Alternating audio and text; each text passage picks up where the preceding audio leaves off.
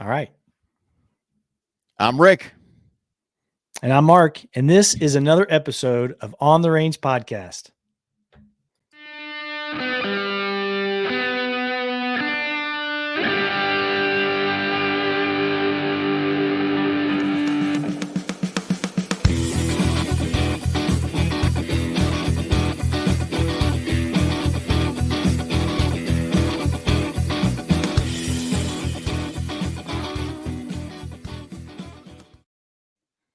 Hello again, guys, and welcome to another episode of On the Range Podcast with Hogg Tactical and Kelley Defense.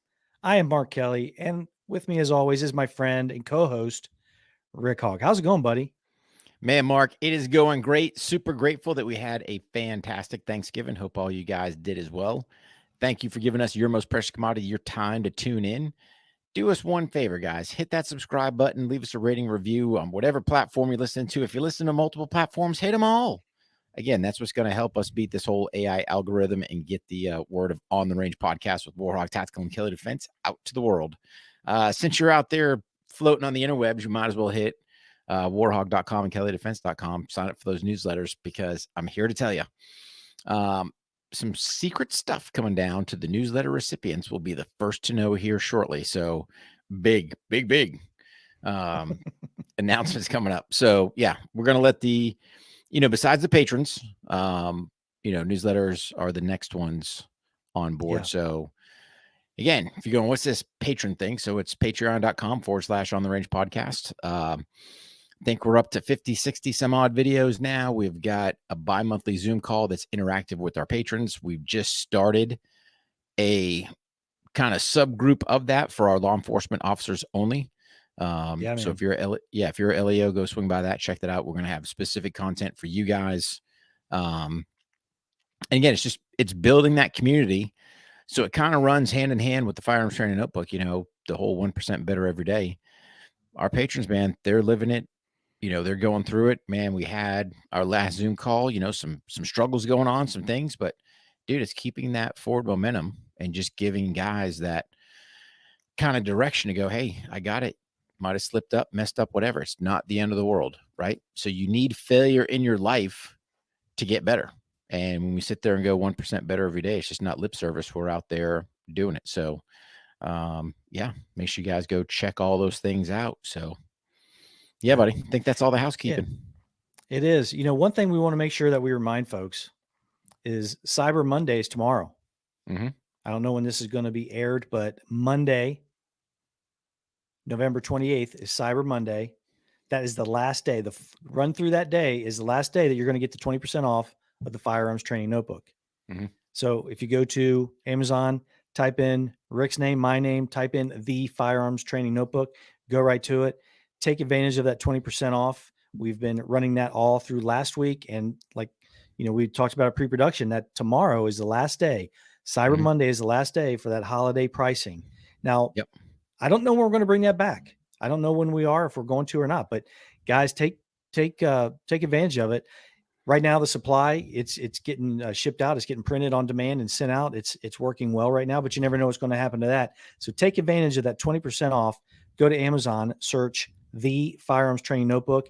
Great gifts, not only for yourself, but to your shooting enthusiasts, those who, CCW every day, folks who carry firearms for a living, like law enforcement, military, anybody that's looking to get better with their firearms training. This is one of the best piece of kit that, not because we just wrote it, but we've always talked about notebooks. Mm-hmm. But this is one of the best pieces of kit that you can have. The firearms training notebook. Take advantage of that 20% off. Yeah, buddy. So just had Thanksgiving. I understand you had a great one. I had a great one, but we thought, we usually do this around this time of year, talk about being thankful. And one of our biggest pet peeves are those who don't appreciate what they have right in front of them.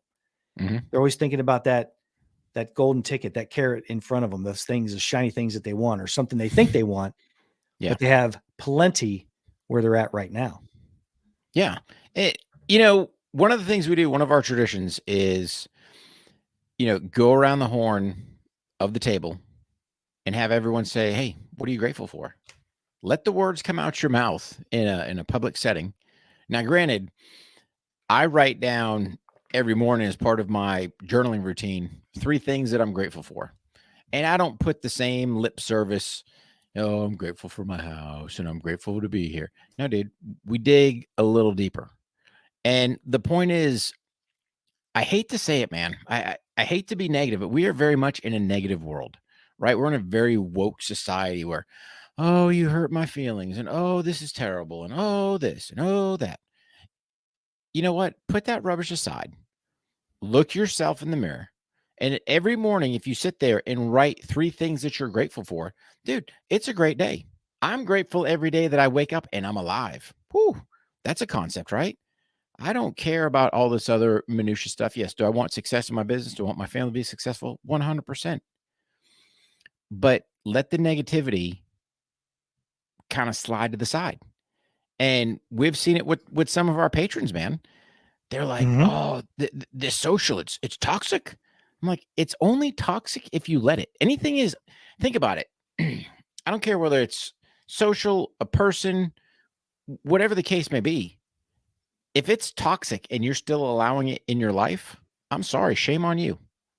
You know, you can sit there and easily, unfollow those pages, or, I look at it, and I've said this time and time again. I look at people in kind of 2 ways. Are you either putting wind in my sail, giving me forward propulsion, or are you a boat anchor weighing me down? And, sit there and part of the deal, that I'm thankful for is really the War Hog circle, man. Who's that close tribe, and it's probably somewhere between, if you really think about it, 3 to 5 people in your life. It's not like, hey, I got 10,000. And don't be going, oh, my Twitter followers. Dude, give me a break, right?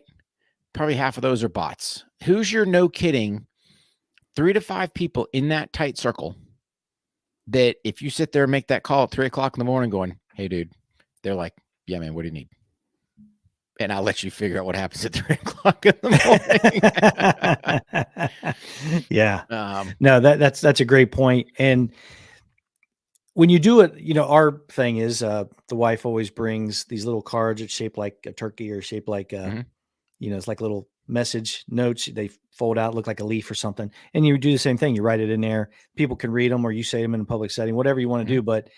And you start seeing that it's not those things that you think you want or that you're always thinking about having that you end up writing down.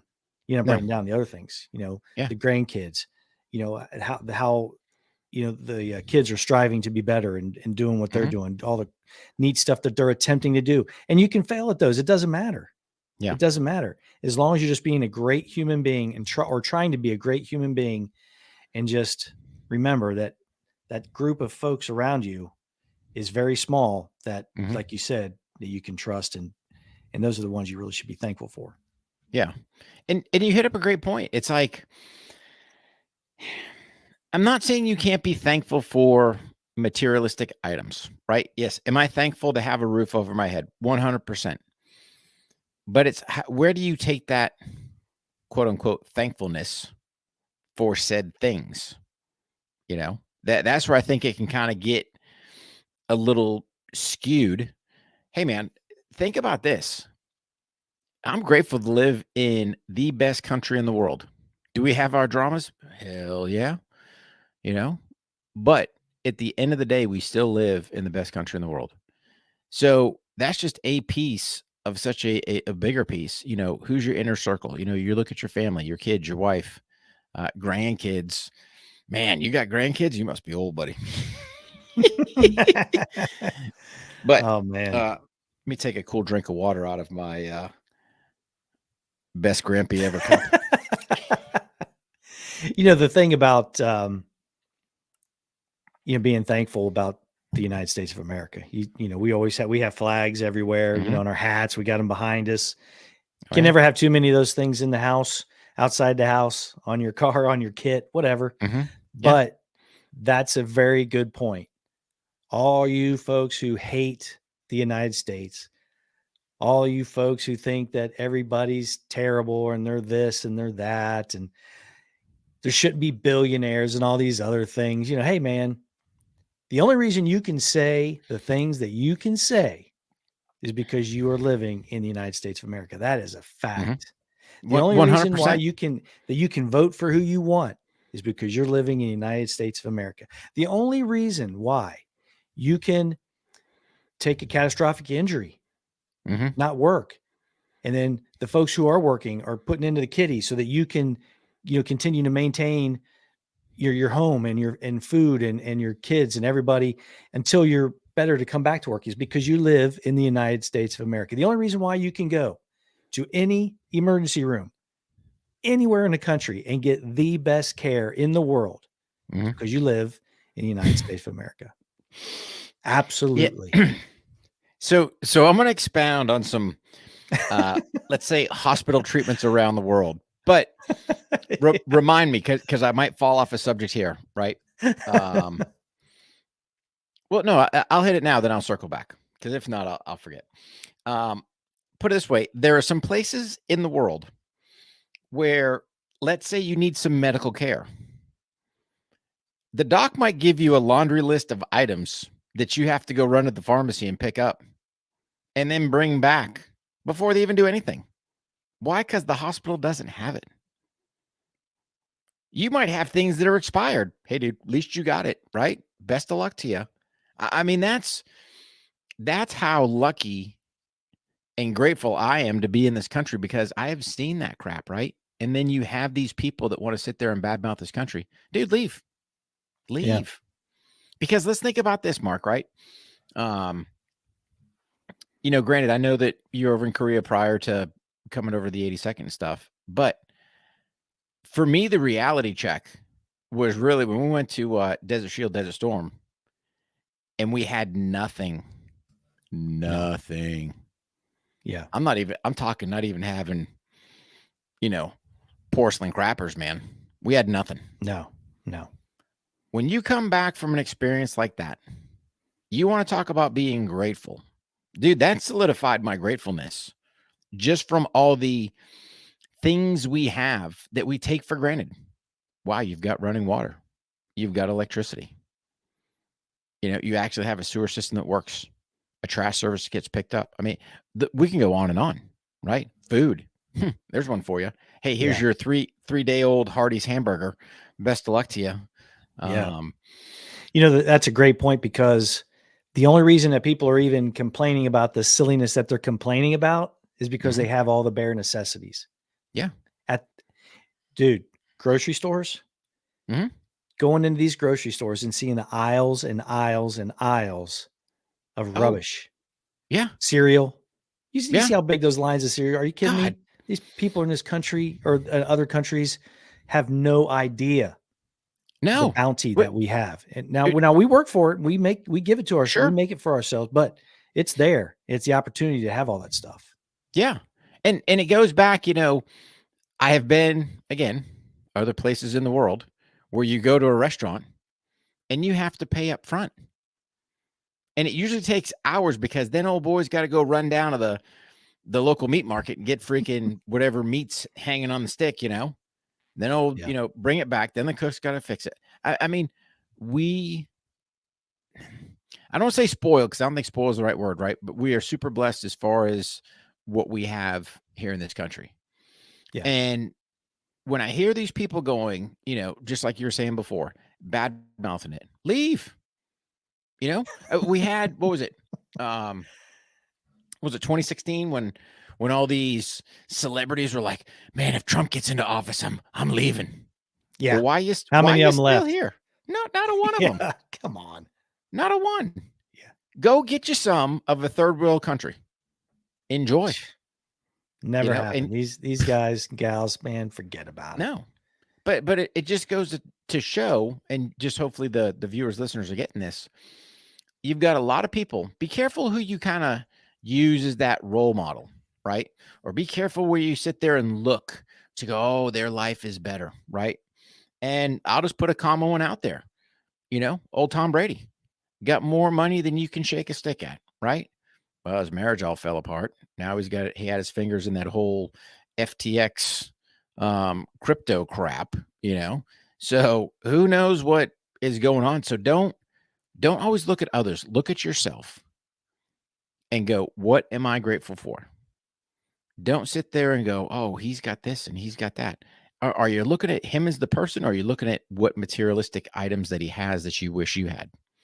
And if you want that crap, here's the bottom line. Go work hard. You know, Right. get out there, get after it.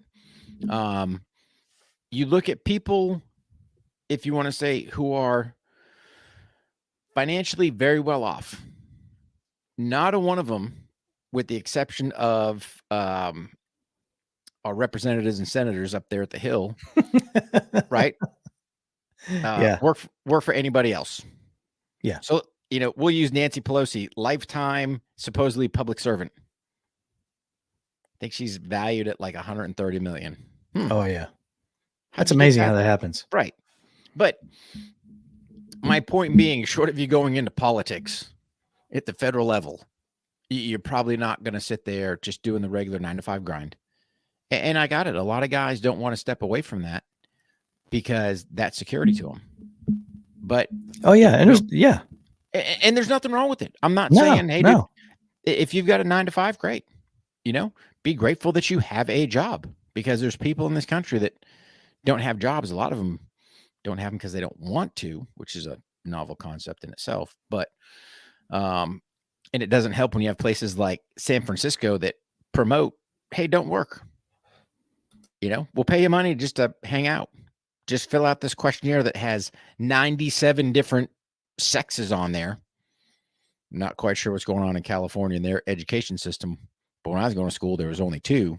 How they got 97, I'm not quite sure. But don't fall into the trap, right? Don't fall into the trap of the easy money. Don't fall in the trap of Uncle Sugar giving you anything. Uncle Sugar don't take nothing from him. Build your own empire, for lack of better terms, and just stay after it. But if you're doing your 9-to-5, you're happy with your job, you're providing for your family, and you're grateful, dude, keep I'm thankful for you, buddy. Yeah.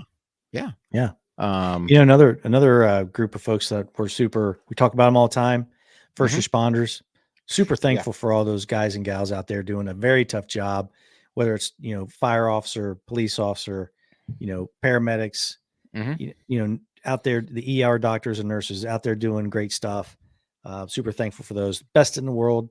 Of course, we're a little biased in that. There's a lot of people, a lot of great first responders around the world, but the United States of American law officer and fire officer and paramedics, hats off to you. And of course, our young people in the military. We talk about them on our post during the Thanksgiving, and we've had many of those, when you're away from home and stuff like that. And hats off to you. Really appreciate you, always thinking about you. We make sure that we let everybody know that we're thinking about them, and should feel good about what you're doing. Your people really appreciate it. And I'm here to tell you, those who are bad mouthing you all the time, they need you too. And you guys know it. And despite what everybody says, you still go out there and do your job. And thank you very much. Very thankful for those guys and gals. Yeah. Very thankful. And they provide, here's the crazy thing, especially for the military side. And I've always said, they provide the very blanket of freedom that you sleep under, because they are deployed around the world in harm's way to make sure that you can enjoy that very freedom that you have. And again, there's nothing wrong. You see that World War II vet, Korea, Vietnam, whatever, they're sporting that hat. Tell them, hey man, thanks for your service. Yep. It goes a long way. For the Vietnam guys, hey, thanks for your service and welcome home. Yeah. Because they never got that, right? I'm thankful for all them guys. And you hit up a great point. Our law enforcement, right? Let's think about it. Who in their right mind would want to go in that field? And these young people that are sitting there stepping up to the plate, filling those ranks, hats off to you, man. Hats off to you. So we got young people in our families that are doing both, and super proud of them and super thankful for them, because we need good people to continue to show an interest in it and do it and keep doing it. And yeah, man, just a lot to be thankful for. So great segment on that. Thankful for this show. Thankful that you and I, Rick, get to do this, and we have people listen, no matter if it's 5 people. Yep. Thankful for all those guys that help us support the stuff we're doing the outreach for the law enforcement guys and gals, and the military guys and gals. the canine officers, just a lot of good stuff, man. Mhm. A lot of good stuff to be thankful for. So, Yeah. so we talked about the book. Mhm. Guys, got to make sure you take advantage of that. Cyber Monday is the last full day of that sale, Mhm. but you hit on it a little bit at the beginning. The law enforcement tier for Patreon. Yep. All you men and women in law enforcement, don't care, municipal, federal, state, don't care.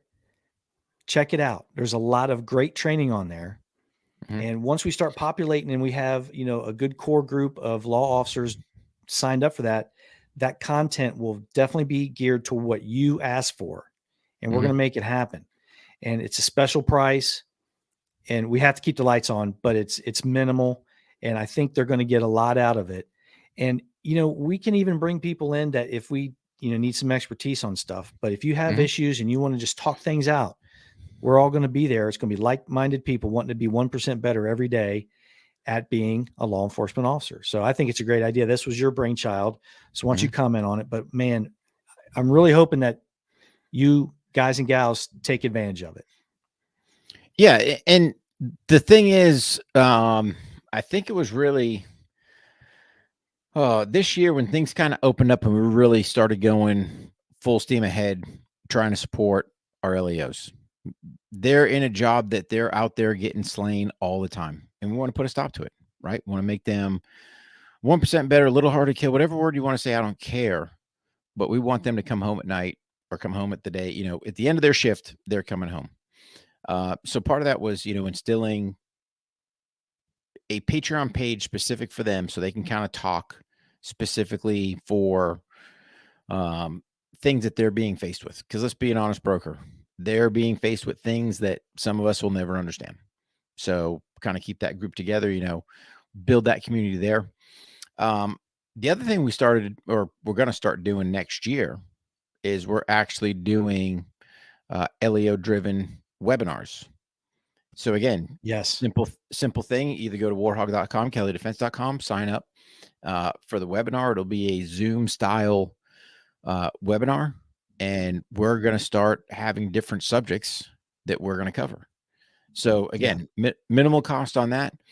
But again, how do we sit there and reach the masses? Because let's be an honest broker. We can't be everywhere, but we can get guys to sit down and computer tune in and start giving our philosophies on how we, do training, other things like that to hopefully make these guys better. And I'm just going to say this. If you are a law enforcement trainer, I'm going to ask you to do something. I'm going to ask you to drop your ego and actually kind of open up your ears and listen to what other people are putting out. Doesn't mean you have to implement it. Doesn't mean you have to do anything. But if you're just stuck in your same little world, closed-minded, and you're not going to change or help your officers out, kind of shame on you. So just drop that ego. And I give you a prime example. Mark, when we're out there running the classes, we see the scan and assess out there, scan and assess. Yeah. Right? Yeah, we do. They will scan and assess all day long. And then I just pose a question. Well, what's your post-shooting procedures? And it's crickets. So training guys, I don't know. Everyone's got a different policy, right? I can't sit there and say, hey, what is your policy? You guys can drive that. But my point being is, why are we not pushing what to do after we fire shots? Scan and assess, flat-footed. Really? If I'm going to, no kidding, do a true scan and assess, I'm turning around. Oh my God, I have a loaded firearm. Will you trust them 364? Except for the day, they come to the range? Then all of a sudden you take all their privileges away. They're supposed to be armed professionals. Treat them as such. Give them as much tools in their toolbox for that short period of time that you have them, so that, God forbid, they are in that gunfight, they're going to come home. Quit wasting. Dude, if I were to sit there and put a clock on a standard, law enforcement range, how much time are we wasting just scanning and assessing? Oh, yeah. And you do it kind of quick look over the Really? dude, if I'm gonna do a true scan in this ass, bam, and I really want to take my surroundings in, you don't think I'm gonna like look around? Yeah, I am. So quit putting the artificiality in there. And that's just kind of one of the topics we want to, touch on. But again, what's your post-shooting procedure? I don't know. It's your policy, it's your department. But these guys don't know it. And if they don't know it, So again, just one of the things we're looking to hopefully curb.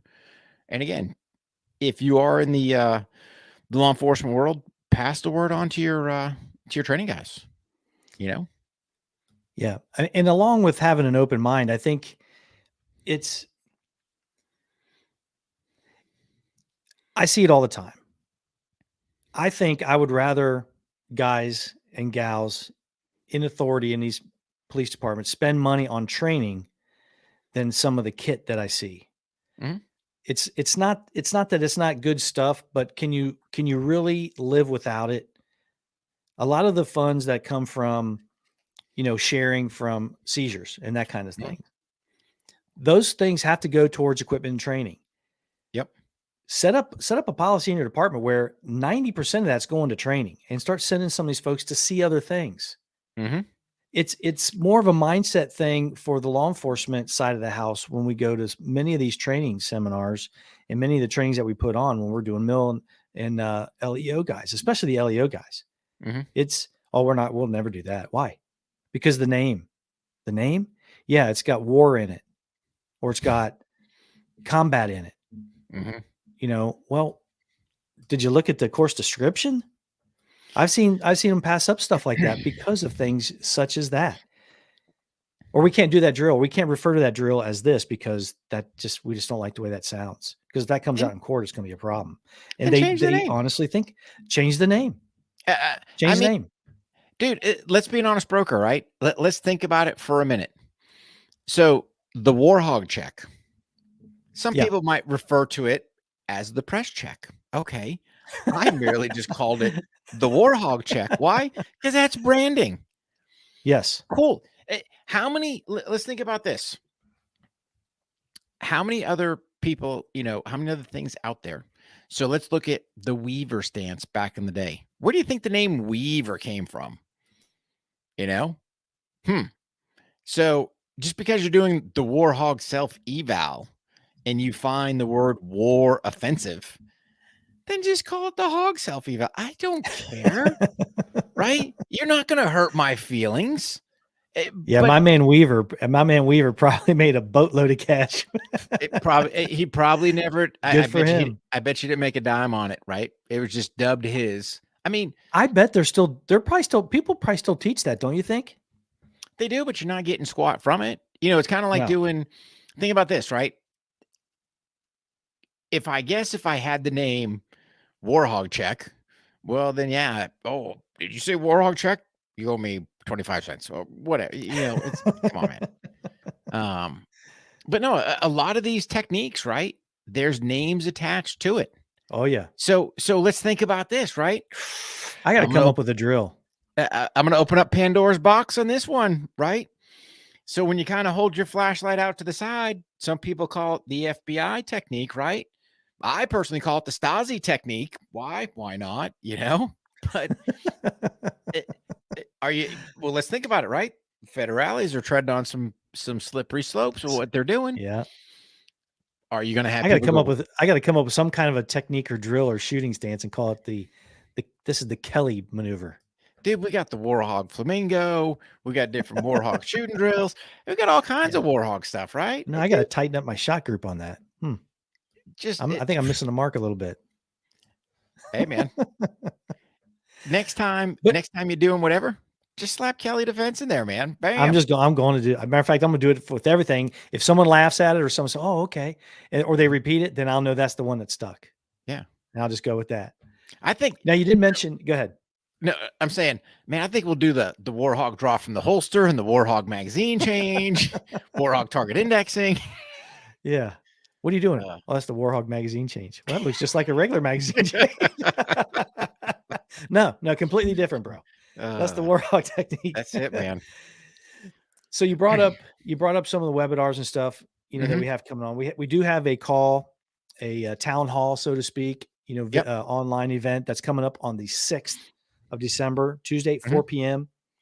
Go to the websites and check that out, or just send us a direct message. We'll send you the link when it comes out. Mhm. But the first webinar that we have on the calendar is going to be Tuesday, January 10th. And it's along the lines of what we're talking about today, is Yep. how we approach training. Now, we're not going to let the cat out of the bag. If you want to go, we're not going to just give you snippets so you can have some kind of a talking point, whatever. You want to get the real no BS, what we actually are doing when we sit down and develop our programs. We do a lot of talking about this stuff, and it's Mhm. constantly evolving. For a lot of it's for time, and a lot of it is for exactly who the audience is and what we think they probably haven't been doing and need. And we're going to talk about all this stuff on the webinar. And a lot of it's mind frame. A Sure. lot of Oh, it's up in your head. it, Why it's am a- I doing that? Well, this is why, bro and yep. lady. This is what we're doing, and this is why we're doing it. And you tell them that, you're going, not only you're going to get a buy-in, they're going to understand, and they're going to Mhm. start thinking. Yeah. And it starts, man, as soon as you have the crew there, that's when it starts. And I'm not going to let the cat out the bag on it, Oh but yeah. Yeah. that's how you set your students' mindset to just dealing with that flat range, right? That's huge in itself. Because personally, I'm going to say pretty much everyone I've seen it wrong, and that's just my opinion. The one thing I will add, that's pretty much public knowledge, and we'll put it out there and let it fly, is the firearms training notebook will be incorporated a lot more into our courses, because what we want is for guys to walk away and you've got tangible data already built in your book. At least you've got something, because let's be an honest broker. You ask most people, hey man, draw the first shot, 7 meters, IPSC style target, A zone hit. What's your time? I don't know. Well, if you don't have a time, you don't even know where to start. So that tells me you're not even putting yourself under any type of check. If you, I mean, granted, you can do dry fire training that's firearms manipulation.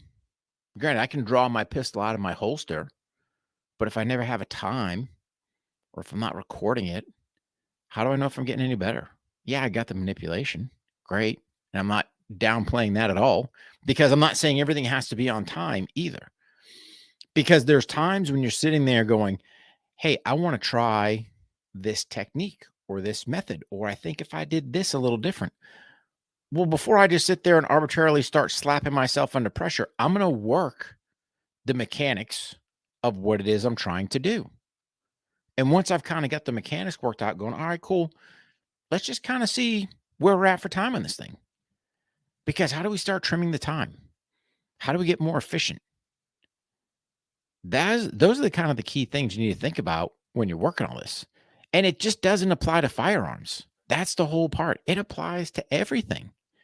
Mm-hmm. You think about, and again, we always hit the fitness. So I'm going to shift, right? I'm going to totally throw people off their game on this one. Let's look at finances, right? Probably number one thing that couples argue about is finances, right? Where's the money? Who spent all the money? You got 20,000 pairs of shoes, woman. You just need one. But my point's this: if you're going to sit there and try to get your finances in order, well, you got to have the numbers. And if you don't have the numbers, you don't even know where to start. So if you sit there and go, all right, I only take in $1,000 a month, but my expenditures are 1,500, dude, you are digging yourself a $500 hole every single month. And that's barring you're not going over. Now you kind of take those same numbers into correlation and slide it over to your firearms training.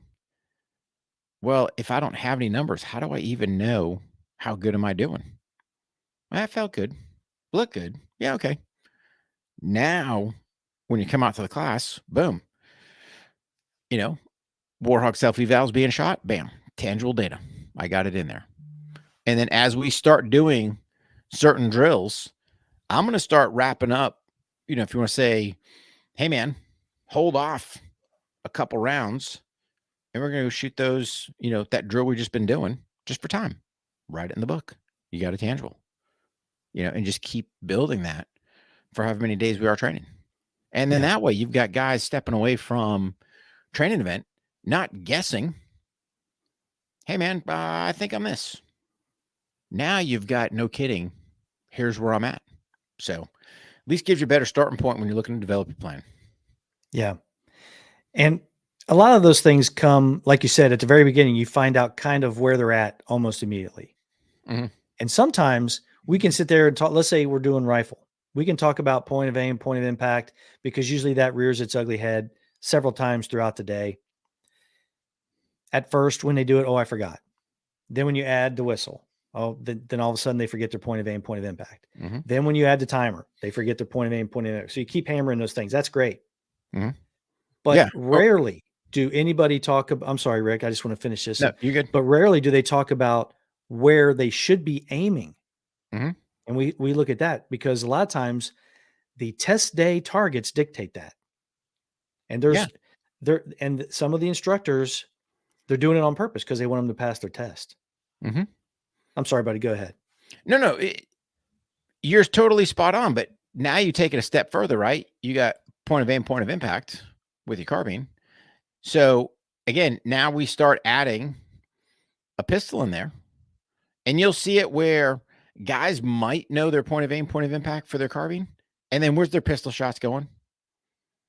At their point of, basically their point of aim for their carbine, because they haven't realized, oh, there's no point of aim, point of impact difference. Right. So the point being is, it's just, you've got to put yourself working these platforms under some type of pressure and truly understand, hey man, where am I holding this dot in order to get my hits? Oh, incorporate, your pistol in there as well, so that piece is coming along.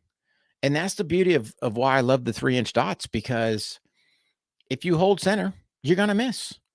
And some people are like, you're so mean, 3-inch dot. Dude, it's for a reason, right? So let's think about it. If I take an IPSC style target, and that's my quote unquote qual target, and I go, hey, you got to get your hits in the A zone, dude, I can be off on my point of aim, point of impact for my carbine and still get my hits.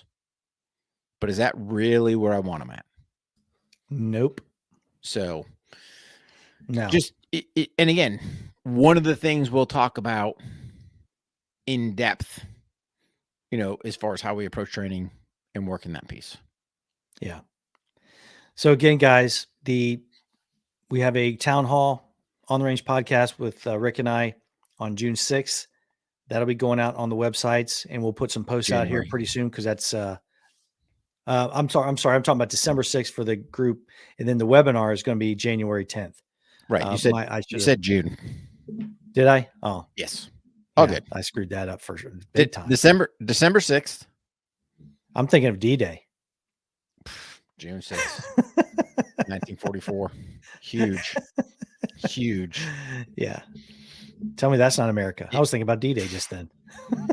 Dude. Yeah. I'm going to totally go off on a tangent. If you guys have never been over to Normandy, you got to go.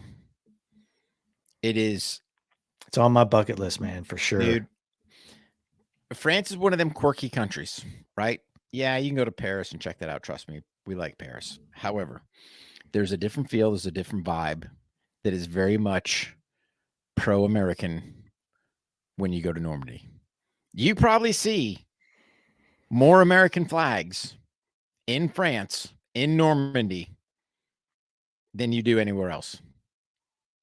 I mean, they have not forgotten their history. So it's funny.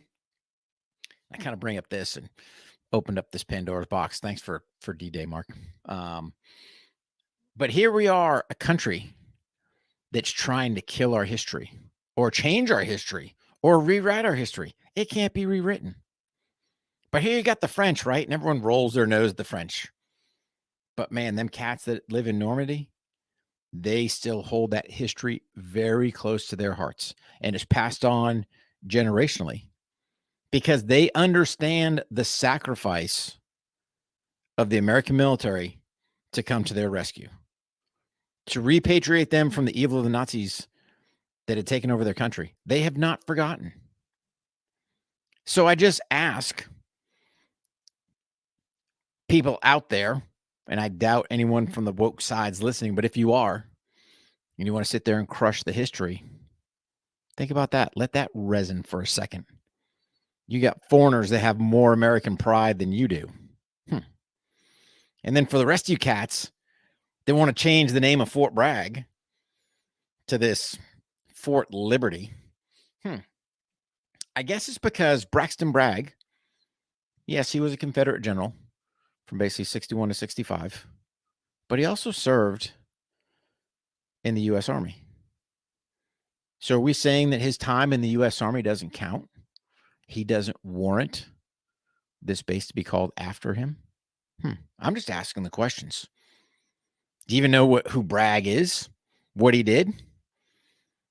Oh, yeah, because he was also a combat veteran of the U.S. Army, Spanish-American War. Probably don't know what that one is. Look in your history books.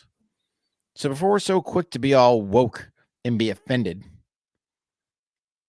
because Mr. Braxton Bragg, or I should say General Braxton Bragg, was a Confederate general. Yeah, he opted that he was very strong in favor of the 10th Amendment. That's right, the 10th Amendment. That's what we fought over. You don't know what the 10th is? I'm not going to tell you. Get your copy of the book and check it out, see what it says. But that's what it is. So I digress, Mark. But again, we start talking about American history, especially D-Day. Oh, yeah. Woo. Yeah. And I'm gonna tell you this. If that's on your bucket list, how many days do you think you'd want to go for? I think I'd want to hit Normandy at least. Thinking I'd probably be over there in Europe in general for 2 weeks. I'd like to carve out at least 3 days. Not enough. Not enough? Not enough.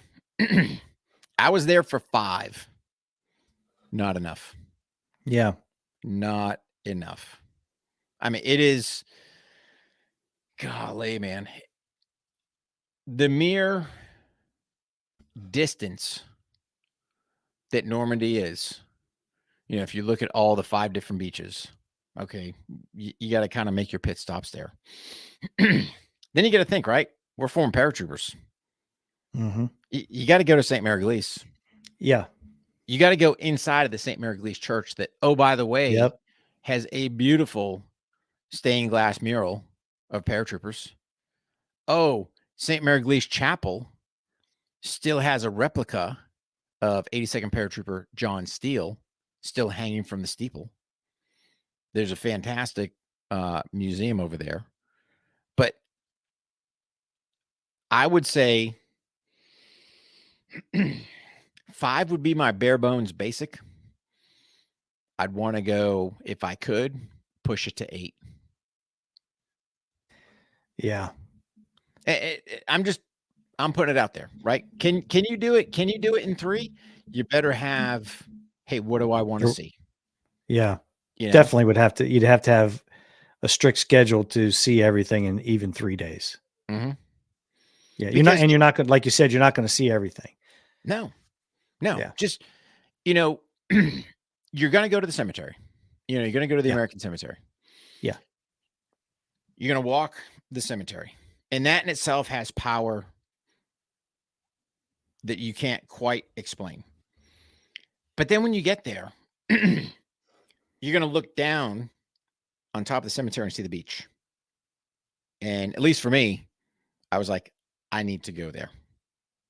And you go down on that beach, right? Now you're down there at the beach looking up going, now I understand why Omaha was so bloody, right? And that's just looking at the cemetery. That's being quick, moving around. That's already half a day, excuse me, burnt right there, right? Then maybe sit there and go, hey, I got to swim by Point du Hoc.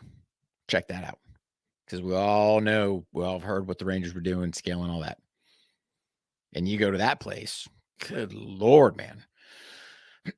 You've got bomb craters that are still 30 feet deep in the ground today. and you're like, good Lord, they ate some overpressure.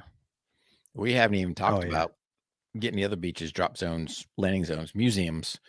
Oh yeah. Yeah. It's an impressive place, man, without a doubt. Yeah. So yeah, a lot to be thankful for certain. Yeah. They are those people. Let me tell you, they are still thankful to this day. Yeah. So. Yeah. So let me correct myself. December 6th, we have the open call. Go to the websites, check it out, 4 p.m. It's a online event. You can interact with us. We're going to talk about some stuff concerning training. Jump on there. If you're LEOs, make sure you go to the Patreon page. And the big one, the big jalopy, is the webinar on January 10th. January 10th, 7 p.m. Go to the websites, either warhog.com, kelleydefense.com, sign up, get registered, and we're going to talk about how we approach training. Probably take every bit of that 2 hours, but I think it's going to be it's going to be good, a good exchange of information on that. You're going to learn how we do it, and I think we've been fairly successful here, and it's the success that we have had is driving this train very much so. Yeah, buddy. So anyway, I know you wanted to hit a couple of teasers for the line of canine products. I know you wanted to touch on that, and then we can wrap things up, but I'm excited to hear about them too. And I know everybody else is, because the loop leash at the seminar at the American Tactical Canine was the star. Everybody wanted to hear about it. Everybody wanted to see it. Yeah, buddy. So we're going to add to our canine product line. I'm not going to tell you what it is. If you're signed up for the newsletter, you will 100% know. But it's super excited about this launch we're getting ready to do. I will let a little bit out. It is a partnership with another company. That's about as far as you're going to get out of me on that one. But trust me, depending when this goes out, it's going out tomorrow. So tomorrow morning, we're launching a newsletter. Ooh. Yeah. We're at the final tweak stages of, excuse me, my voice is out there dying. Final tweak stages. So yeah, we should launch tomorrow. Got to finalize some stuff tonight, but yeah, buddy, we'll be good. Yeah. And then we've got some other secret surprises coming up down the road. But again, we want to reward our patrons, and we want to reward those that take the time to sign up for the newsletters about, hey man, here's what's going on. So let you guys have the first stabs and jabs at things. There might be some limited edition things coming out. You never know. But yeah, we're going to give you guys the first shake to, let that stuff happen. Yeah. You also get early access to sign up for our training events as well, in-person training. So make sure you check that out. But at the very least, guys, go to warhog.com, kelleydefense.com. Make sure you check out our industry partners, check out the training calendars. An email blast went out, newsletter today for Kelley Defense. I know Rick's got one going out tomorrow. And they talked about the March 25th, March 26th. Rick and I will both be there in West Elkton, Ohio. The first day on the 25th is going to be pistol, open enrollment. Second day is going on the 26th is going to be carbine, open enrollment. They're already starting to fill up, guys. Don't miss out on that, because we don't know when we're going to be back on those open enrollments. We got a lot of stuff going out to the LE guys and gals. We're super excited about that, but we love our open enrollment. Take advantage of it when they come around. If you don't make that one, you got to get on those newsletters or get into the Patreon group, because that's the only way you're going to find out early enough before these start to get sucked up. So make sure that you go to warhog.com, kelleydefense.com, sign up for those newsletters, get on the email lists, and check out those calendars. And if you can, sign up early. Up early. We also talked about, go ahead, buddy. On that, Mark, December 3rd, I do have a one-day pistol class down at Swansea, South Carolina at Panteo. So December 3rd, still a couple slots left for that. So yeah. Yeah. Make sure you grab that, because that's this week. That's next week. Weekend. It's coming weekend. Yeah. Guys, go in there. Guys and gals, make sure you go and sign up. That's open enrollment too. So make sure you check that out. the Firearms Training Notebook, Cyber Monday through Cyber Monday. So that the Tuesday, which is Giving Tuesday, I think you said it was. Yep. It is Giving Tuesday. Unfortunately, we're not giving any more 20% off on that date. So make sure that you go there no later than midnight Eastern time for the Firearms Training Notebook. Go to Amazon. Make sure you get your gifts out of the way for your shooting enthusiasts, your law enforcement mill guys.